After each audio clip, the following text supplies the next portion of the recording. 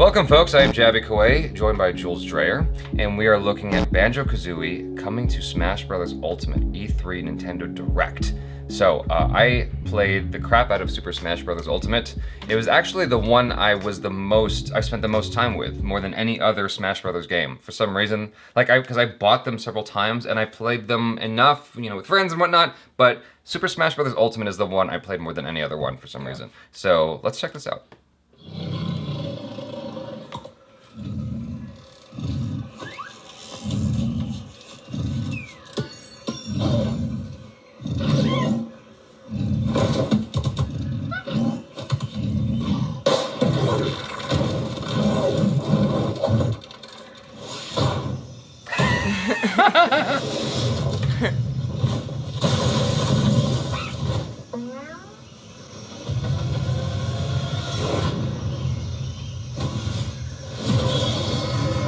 What?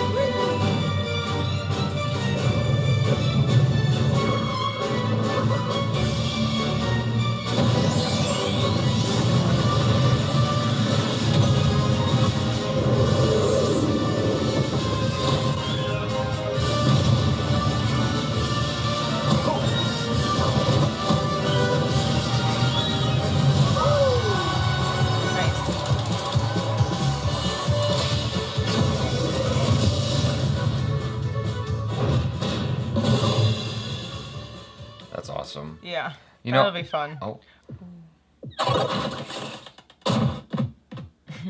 I like the way that Nintendo handles their DLC better than how other game companies handle their DLC, because often what happens is they'll say here's the game, also here's 4 DLC packs at the outset, and it feels like they're kind of gaming you. Yeah. Like where they're like, yeah, well, here's, you're gonna buy a half version of the game, and then here you have to buy the rest of it for another $40. Whereas Nintendo gives you a whole very well-designed game, and then later on they come out with DLC, and it feels as though they're developing that DLC later, as opposed to all this stuff being planned at the outset in an effort to take advantage of you, the consumer. Like I'm dealing with that now with Borderlands 3, where you can buy the game and then you have all this extra stuff for another $40 on top of that, and I'm like, I just miss the old days where you just bought the game. Yeah. And so it feels like I'm buying an incomplete package for the standard price, whereas with Nintendo it's like, no, you bought the complete package, but if you want to add on more to, it'll change up the game, it'll vary it, and I think this is super cool. Like I always appreciate Nintendo DLC. I think it's super cool how they handle it. And, it looks fun. Yeah, Banjo-Kazooie looks like a character that might be a little bit, I was going to say cheesy, but I mean that in a different way. I mean that in a different way than you guys might think I mean. What I mean is that you can cheese with him a little bit, like I did with King K. Rool. Like, I used him. Please tell. I used him immensely to unlock a lot of the roster, but I've reached the point where now I have the Miis to unlock. I think that's all I have left, is the 3 Miis that you can unlock in the game. In order to unlock those, I think you have to go through the actual adventure of Smash Brothers. And I got about an hour and a half, 2 hours into that adventure, and I'm just like, okay, I've given too much of my life to this game. I have to stop. I've unlocked most of the roster, so I'm happy. So whenever I'm playing with friends or family, it's like there's a litany of characters there. A plethora of characters. A plethora of characters. That's what I meant to say. There we go. How do you feel about Banjo-Kazooie? He seems like an interesting little character. You didn't play Banjo-Kazooie. Lots of character. I like the little the bird. I would like to have a bird like that. How have you never played Banjo-Kazooie? Ever. Like, that's shame on you. Shame on you. Shame for never playing Banjo-Kazooie, a classic Nintendo 64 game. When I was younger, I was just teaching myself editing, man. Yeah. Shame. That's what I did. I had no life. Drayer. You need a prayer, Drayer. I need a friend to show me lots of video games. By the way, I'm a poser because I never played Banjo-Kazooie either. I was just aware of it, and my best friend at the time bought it because he had money, and I was just a kid. I used my allowance to buy Nintendo 64 when it dropped down to $139. Yeah, And it didn't come with a game. It came with one controller, and I bought Mario. What was the Mario game called back then? Super Mario. It wasn't called Super Mario Sunshine. It was the one before Sunshine. Super Mario 64. It was very aptly titled. Yes. Super Mario 64, and I bought Killer Instinct Gold, which was a mistake, and I bought Turok the Dinosaur Hunter, which was sort of a mistake. And those are my 3 games for a while. Yeah. And my friend told me how I made bad choices, and the only good game I got was Super Mario 64. Yeah. Which I completed all 120 stars.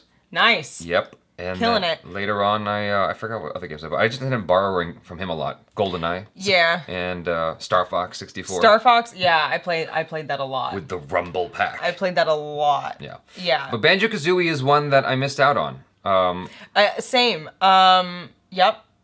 I think I went for more of the dark stuff. That it seems a little fun, right? Yeah. Yeah. I mean, I would totally play it today. Yeah, I would. If they made a Banjo-Kazooie adventure, I would actually buy that for the Switch just to get into it. I mean, it looks fun and very accessible, and the bird thing maybe helps you to fly. See, I would like to have a bird in real life. I feel like that would be a very nice thing to have with you all the time.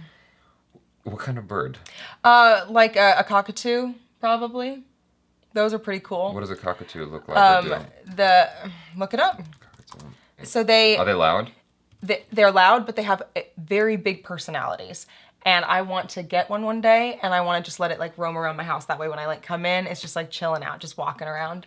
Like a dog almost. So that'd be cool. I should probably check out the game. It seems like something that would be right down my alley. My ex-girlfriend had a parrot, and that was the worst. It would squawk at the top of its lungs, and most especially when you were trying to take a nap on the couch. And it was like, that wasn't... And they live for a really long time, too. Sadly. Ooh.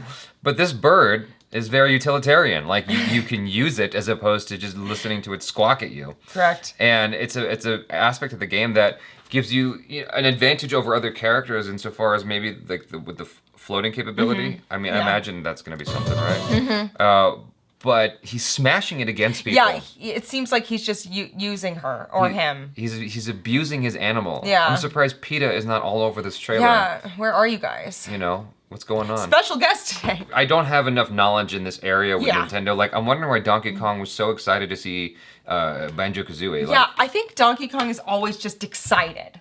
I think he just doesn't know what to do with his body. Most of the time he has such a big body and he's just such a kid, That's how I see him. Yeah. If I was gonna diagnose. Yeah. Yeah. It was also curious that King K. Rool is just chilling with Donkey Kong and Diddy Kong. Like, he's the bad guy. Like, shouldn't he have his own house, his own... Like, doesn't he have a ship that he's sleeping on?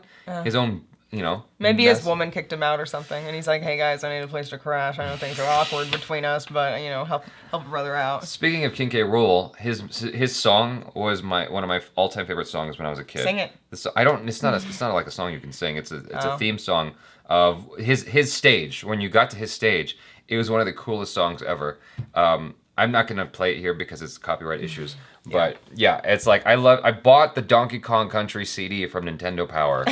And basically, I'm spending all this time on this video trying to validate myself as a Nintendo fan because I'm trying to compensate for the fact that I don't know shit about Banjo-Kazooie, and I feel really bad. Hey, I don't either, though, so... There's going to be at least 27 comments going, why did you even look at this? Like, you're not a Banjo-Kazooie Because we were curious. Yeah, I was just very curious. We were doing what you're doing right now. Yeah, I'm just very curious about it. Know. But, anything to expand on Super Smash Bros. Ultimate is actually exciting to me, even if it is a character that I haven't been largely exposed to. Yeah. Like, just to be able to expand the roster. I mean, there's characters I played as in Smash Bros. Ultimate that I never played, their standalone games or whatever. The Game & Watch. I did play the Game & Watch. But, like, some of the anime-looking characters I never played as. I never did their adventures. And so, having this awesomeness... Yeah. No more English. Who's your favorite character to pick? Like your go-to every time you go play Smash My Bros? go-to is probably King K. Rool, actually. Okay. Just because it's so easy to mess people up with him. Yeah. Basically, what I do is I suck them in with the gun and I shoot them off the side, and then I go to the edge and I wait for them to come up, and I go whoop, and I shoot them as far as I can, and I just do that again and again until they. That's dirty. Yeah, it's pretty messed up, but it works. You know, you get through the game a lot. I'm the person in the game that's like, where am I? Like, oh yeah, me where too. did I go? Yeah. Well, when you choose someone who's very startling to look at, like yes, that's a good. He's not a very attractive character, and so him and Donkey Kong. Like I use Donkey Kong because Donkey Kong has this like Zangief twirly thing that he does. So I liked using that move right there. I thought that was awesome. I usually pick Yoshi. I don't feel like he's very threatening. See, your dinosaur is a little bit different than mine. Well, it's these two. Donkey Kong and King K. Rool are the two that I would use because they're very strong characters, and so you can see them on the screen. Yeah. Like you can't miss them. Whereas when I was choosing Link or Zelda or Mario, like I completely got lost, and I'm like, where's my guy? I can't, you know.